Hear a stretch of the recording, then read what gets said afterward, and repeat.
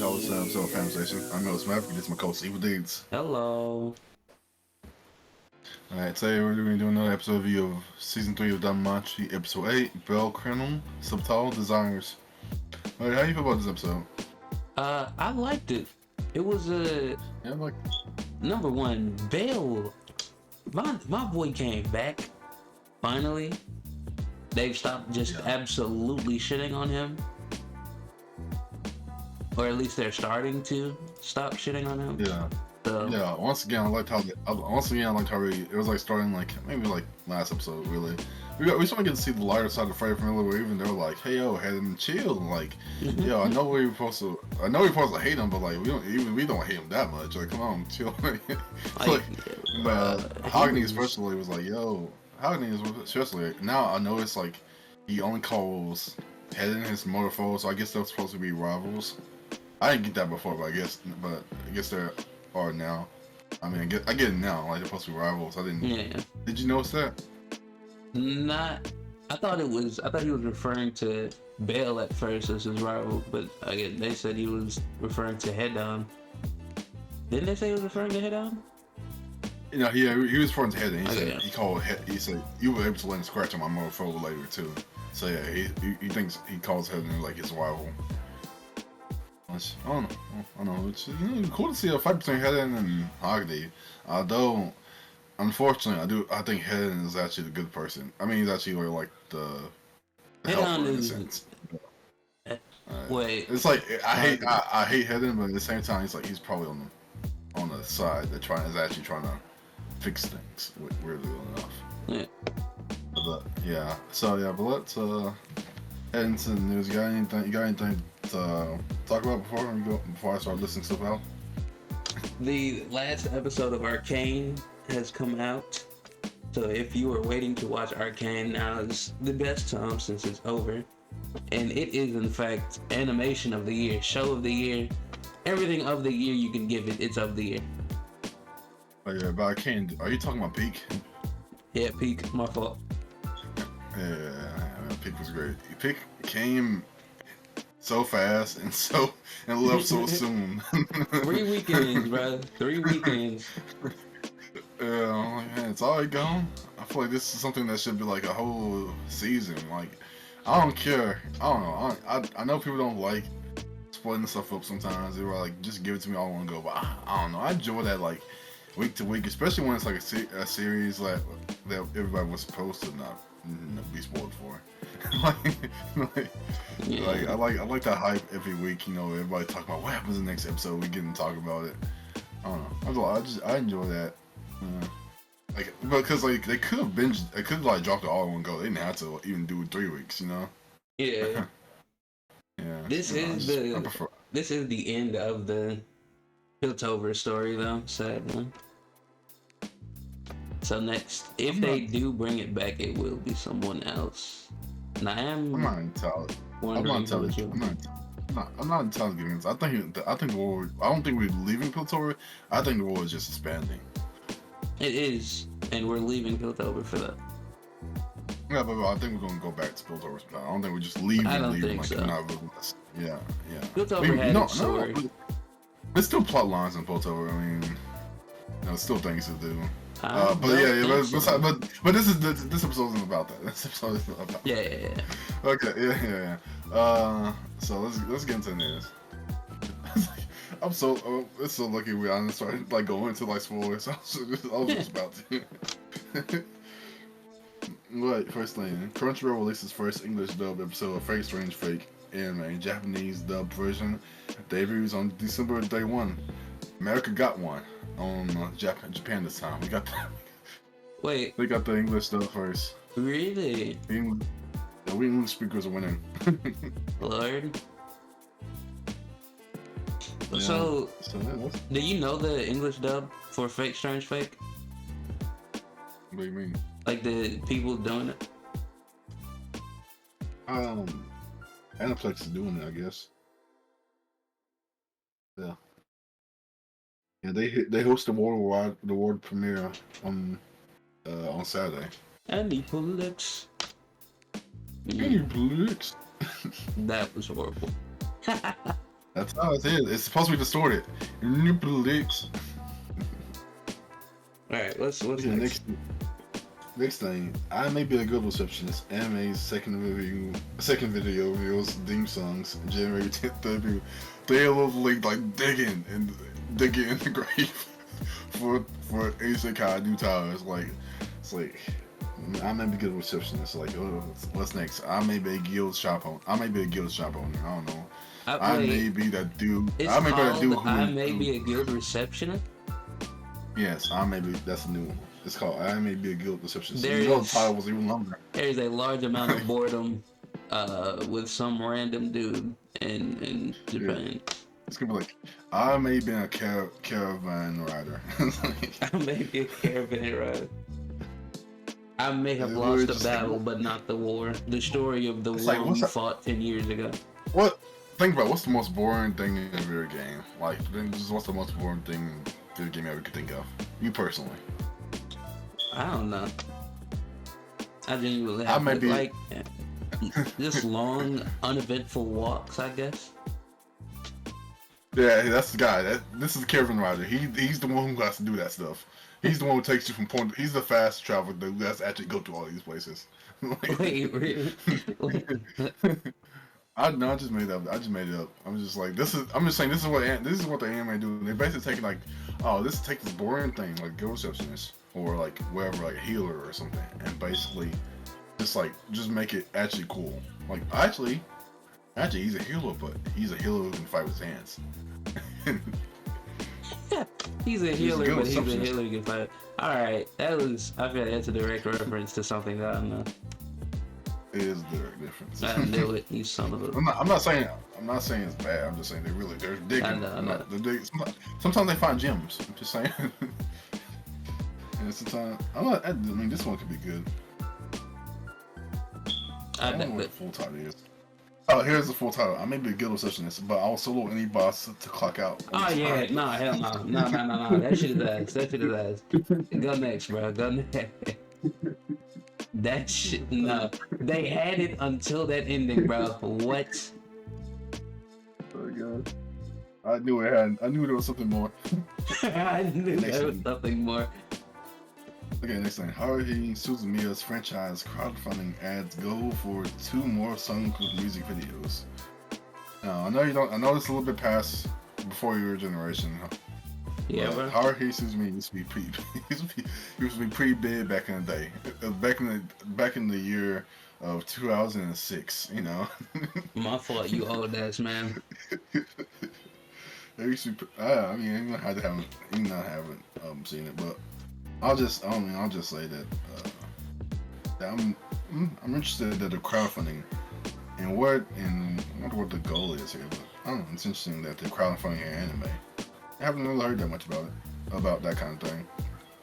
Crowdfunding for next an thing. because animes are expensive. So yeah. Yeah, but like most times, like it's like a studio, like just build up their own money and stuff. But I guess maybe this is more of like a indie thing of like the people who like. I'm not sure even who had the rights to Haruhi Suzumiya, like the light novel writer, the person who made the anime. I'm not sure. Yeah. I'm not sure who's actually doing crowdfunding. It's interesting nonetheless. I wonder if manufacturers will get more crowdfunding animes from all around the world. As long as Japanese people are working on it, I guess. Anyway, next thing, Dragon Ball Z Kakarot games. Dragon Ball Diamond DLC launches in 2025. What? yeah, Kakarot is yeah. still getting updated? Oh yeah. Yeah, they're doing like Battle of Gods and stuff like that. Super, I think. Look, some Super maybe.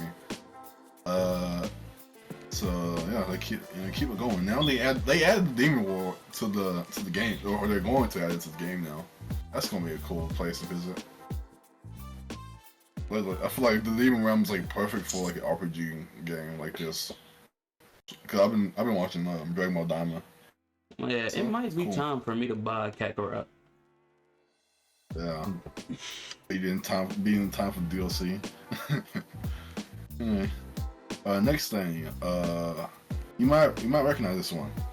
From Old Country Bumpkin to Master Swordsman, anime reveals more cast new video. What? Yeah, it's getting, that manga's getting an anime now. It's cool. Oh, also says franchise also gets spin-off manga from Megumi Soramichi launching on November 29th. How the fuck does it get a spin-off manga? It's not even done yet. You can spin-offs you can spin-offs way before a series finishes. It's not They even do it all the like time. it's not even at a decent amount. I don't even think it's at 50. Yeah, but you gotta remember this is based on a light novel that's probably way far ahead. Oh, the light novel. Fair enough. Yeah, I'm about to say because DanMachi has a spin-off and the show hasn't finished yet. Hey, speaking of DanMachi, we can get into the episode now. This will be our review of season 5 of DanMachi, episode 8, The Crown of Desires. I was about to say season 8. It's like, we lost the episode number. But yeah, so this episode it's pretty. It's another one not shaking up status quo, but still really good. We get to see Belle fight Helen. Helen is taking it up to like the nth degree. Like you see Belle's arm is like burned from the lightning, and like he's just thrashing him. Yeah, but Head is going crazy on Belle. Yeah, for and some it gets to the point reason. where we kind of do figure out the reason now, I guess. Maybe at the end of the episode, I don't know. I'm not quite sure, but I'll piece together by the end of the episode, well, in the review. So Hedden beats him up, and then everybody else who like beat him up too before, like, hey yo, that's a little bit too hardcore. There's no point in you going that far. If you do go that far, you break him. And Hedden basically says, well, we should try to break him because like he doesn't say it right there, but he says kind of like later. He's like, we should try to break him so he'll fall to like Freya's charm. Like his resolve is what's keeping that from happening. That's like troubling Freya.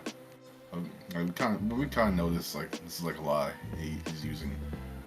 I'm still not sure why he's fighting him so hard. But yeah, maybe I'll figure it out by the end of this review. I can't remember if it was later in the episode. I'm just waiting for now. Because I'm pretty sure something does happen. Yeah. Oh, yeah, I do remember now. Yeah, something does happen, but I'll get to it later. Yeah. So, yeah, when he's talking about why he's putting the belt all this trouble, I think he tells Alan to start participating in the fight too, the training too. And it's like, and Alan's like, no, I have to watch over the door. Yeah, like the hostess, the tavern. And Hedden's like, oh, is that because you're a sister? And even though you've been to her already once, and that actually, that sparks a nerve. So you can tell he actually does care. I knew he sucked. That's just, huh? I said I knew Alan sucked. Yeah, he does. Yeah, then we cut to Estia Familia. Wolf's looking over his old armor that he's made. He then looks over some armor he made for Belle, and he doesn't remember making it, but he can tell he put some heart into that. It's like, I don't remember this, but I put some heart into this armor. And it's almost like I made it for small armor. Like he was very confused. Yeah, he's like, why did I put so much effort and dedication into this? It's almost like I made it for somebody I really vibed with. Huh.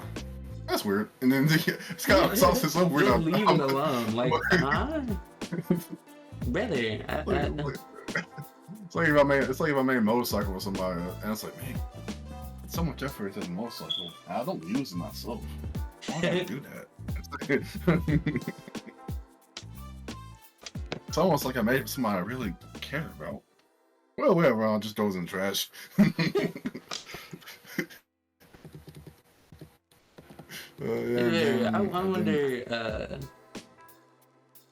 I wonder how that affects their memory. Like, how does that even work into their memories? Like, yeah, I mean, as we've seen before, it's like they don't remember stuff. It's like, and they're just thinking, oh, I must just forgot.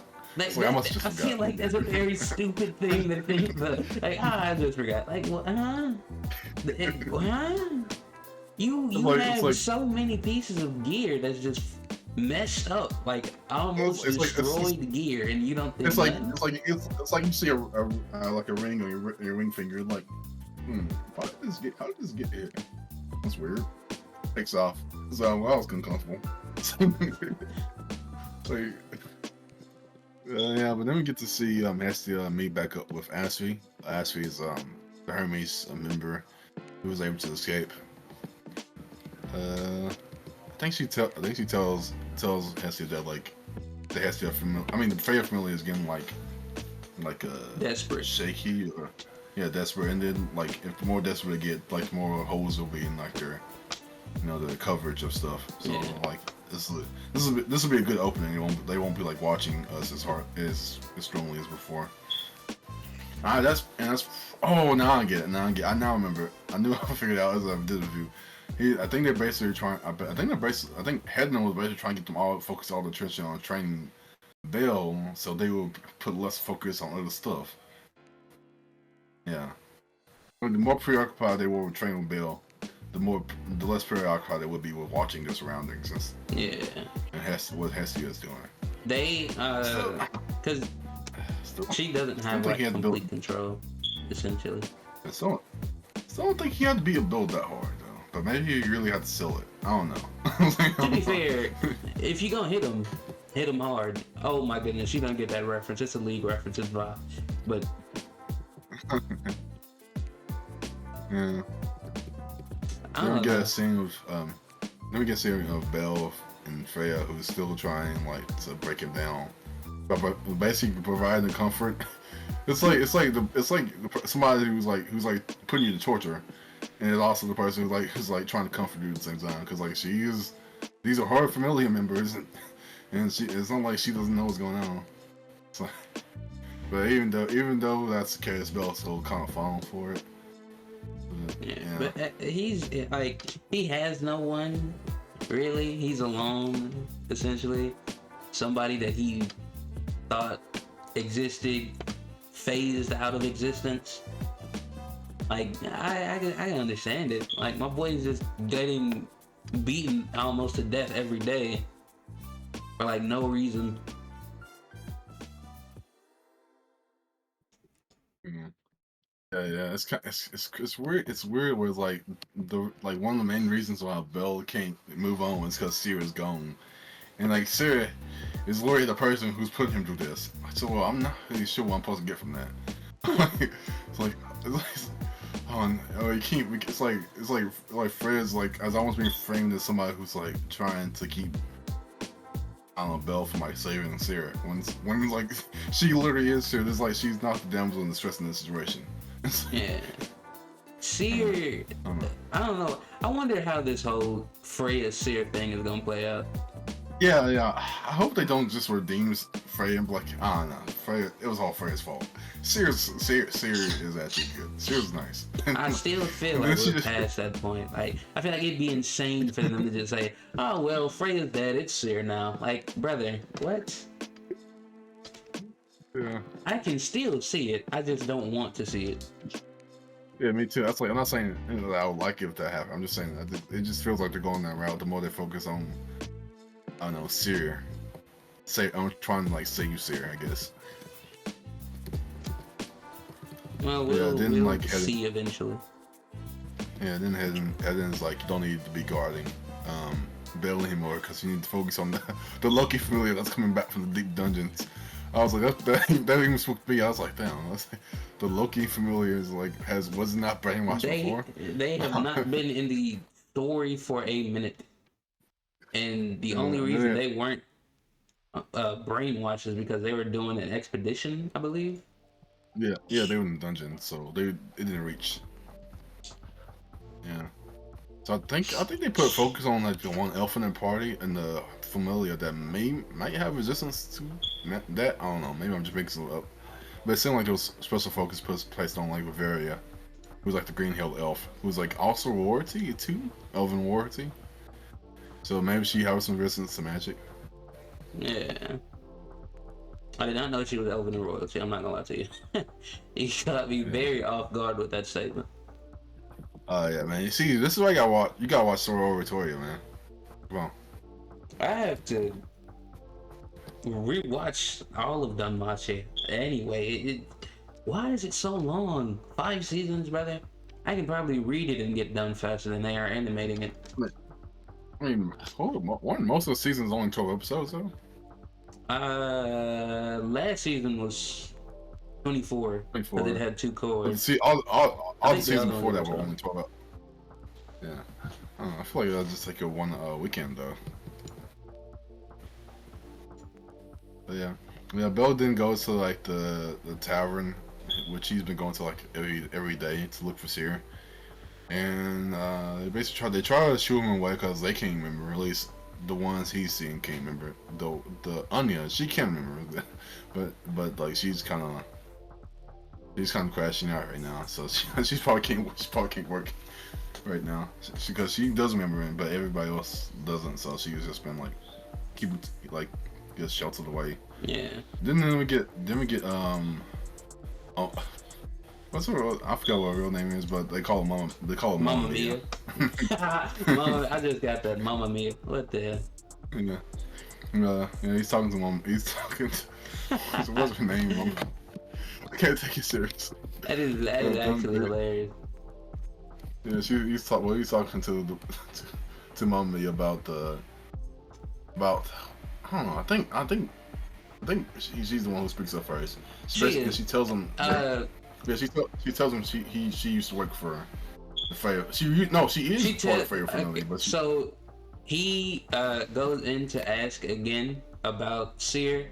The workers get mad at him because they don't remember Seer. Mama Mia tells them to get back to work, and she essentially tells Belle to believe in yourself. She does still work for the Familia, but she doesn't actually work with the Familia. She's essentially a renegade.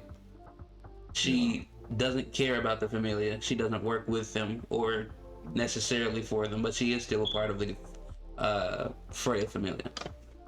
Yeah, I'm not sure if she did this intentionally. If I will, she probably did this intentionally. But she remembers something she said to him like years ago. So she probably said that so nobody would catch on. But she references that to let him know that his memories aren't fake as well. So yeah, she provides him some encouragement. And then what's the next thing after that? It's Belle essentially reflecting on what's happened and almost still being in that point of giving up hope, but then he realizes, hey, there's still one more person I can try. And it took him fucking 8 episodes to finally come to this conclusion, but we finally have Ainz Wallenstein introduced, or not introduced, but brought back. Yeah, Ainz the MVP. I thought she would be the one to break him, but it turns out she was the one to remake him. She fixed him. Remake him. So Belle goes to find Ainz Wallenstein at her guild familia house thing. He finds her. She's with 2 other guild mates of hers, and they aren't supposed to get involved with the Freya familia. I think it's Tia and Tiana, those 2 Amazons. Yeah. But they're not supposed to get involved with the Freya familia because they're the Freya familia. So they tell Belle to back off essentially, and they walk past him. And Ainz Wallenstein, instead of walking past my boy and him getting depressed, grabs his hand and no bullshit says, "I feel like I'm supposed to beat you up." And I'm like, damn. That's a big. But then let you recover in my lap. Yeah, and then let you recover by laying your head in my lap. Like, all right, this is just a little bit a tad crazy. I didn't know Belle had that good. I didn't know that. Yeah, bro, it's Belle crying. Oh, bro, you skipped some steps. But yeah, so I'm pretty sure that's how the episode ends, with Belle gaining hope. Well, no, that's not how it ends. No, that's not. He remembers that, yeah, I trained with Ainz a lot. She is my light forward, essentially. So when he goes back to the house, he realizes that, hey, I still remember all our training sessions. I still have the move of our training sessions. And he uses that on Hidan, sauces him up, cuts him, to which Hidan grins ever so slightly and proceeds to kick him extremely hard in the stomach and knocks him out. Yeah. Okay, at this point, I'm sure he does not have to go this hard on Bill. I feel like that is just part of his personality. That's a personality quirk. Definitely. I don't know why he's so rude, man. Ain't gotta be rude. I feel like part of it he has a keen going on, but I think a lot of it is just he's just in it for the love of the game. He just likes being Bill. But yeah, like I don't know, this is a good one. This is a good one. This shows why Ainz is Bill's rock basically. Like if Ainz had acted like she didn't remember him at all, like she would have gone completely to the dark side. Yeah, but about her, like her just believing, I don't know, not even believing him, just her just remembering that in a way. It wasn't remembering. It's like she remembered the instinctual feeling of whipping his ass and him laying his head in her lap. Yeah, it wasn't memory. It wasn't believing. It was just like the feeling. Yeah, the instinct about the situation. Like, yeah, this is how it's supposed to be, and that's all Bill needed to hear. How bad was she whipping my boy's ass though for that to be? It was a routine. There was a routine they had developed by like the end of like maybe somewhere in season 2. I think they developed this routine of training together. So this was a thing they just did every day. I know that, but like, how common is it that she just whips his ass and he puts his head in her lap after he gets shit on? Oh, every time. And they ain't together yet, bro. What is this logic? I don't know. I think she has the Goku syndrome. I think it's going to take it. I think Bill's going. It's crazy. Bill. Actually, I don't know how this is going to work. Like one of them has to be 4. Ainz is very deadpan. Ainz is. I can't imagine Ainz actually being the one who like makes the first move. Yeah, she's definitely not. Well, maybe if Bill gets messed up. But I feel like that would have been within this season. So now we're definitely past the point of Ainz like stepping forward. Yeah, but no, she doesn't know he's going through all this trouble though. So. Oh yeah, well that is fair. Yeah. But anyway, yeah. So Bill has this like conviction, like I don't know, we ignited, and he's like determined now. He's like, no, yeah, I'm absolutely sure my memories are true, and everything is messed up now. all it took was Ainz just feeling like things were supposed to be different. Like, he's like, man, my woman said things were supposed to be a different way, and then that's all I need to hear. Yeah, but Bell is finally back to his old self in a way. So we could. I feel like because of that we're nearing the end of this arc. Yeah.